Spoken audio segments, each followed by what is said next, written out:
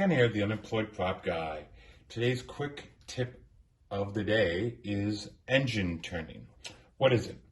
It is putting swirls onto metal in a pattern, usually, and it gives the metal a little bit of a decoration, and it makes it jump out. I love using this on hand props, especially on films where they're going to be close up. It just looks really good on camera. Here's some examples. This is an old cigarette case where they did a little turning just to make it jump out. Here's a large plate that I did. Here's a key. This is a reproduction of 2001 Space Odyssey, the HAL key to open up and kill HAL. I even put it on some of my tools just to kind of make them stand out. And I just like the look. So how do you go about making it? Well, there's different commercial products. Like this is stuff called Cortex, C-R-A-T-E-X. It's a rubberized compound with abrasive, and I insert this into the drill press and I push it into the metal. That's how I did the large plate. And they have different grits, you know, from mild for certain kind of like silver or really abrasive for steel. They also make miniature ones that you could put into flex shafts. I'll show you an example of that.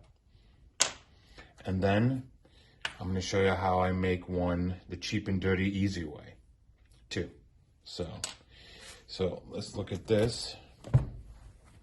So you can see this is with a 1/2 inch rod, and I'll show you how I do that in a second.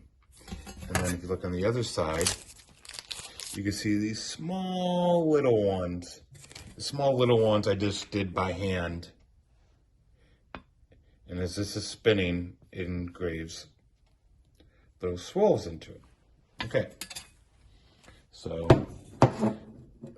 let's watch the video of it in action. Okay, here's my setup for doing 1/2 inch engine turning. So what I have is my 1/2 inch piece of Cortex in my chuck of my drill press. I have grid paper on the base, that's 1/4 inch grids, and then I have a piece of wood back plate with graduations too that actually are at 1/8 inch. Got the red to the black to the red.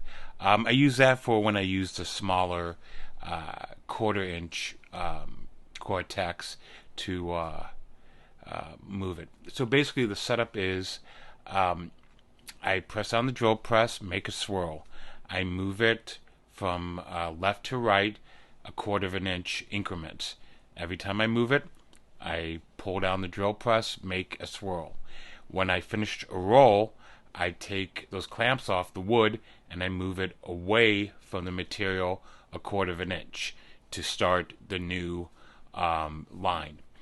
Well, let's see it in action, okay?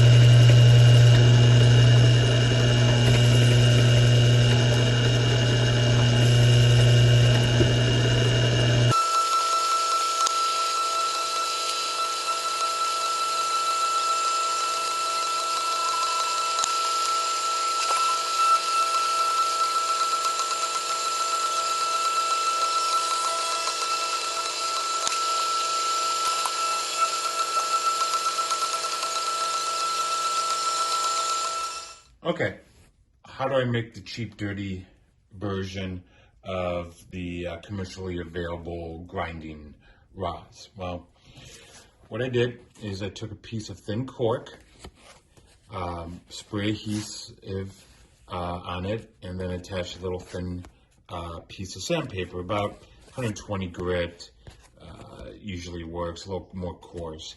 And then I take a hole punch, punch out a circle. You can see there's a sandpaper side. Add a little bit of super glue. Glue it on, press it on, wait for it to dry. Then I put it in my drill press.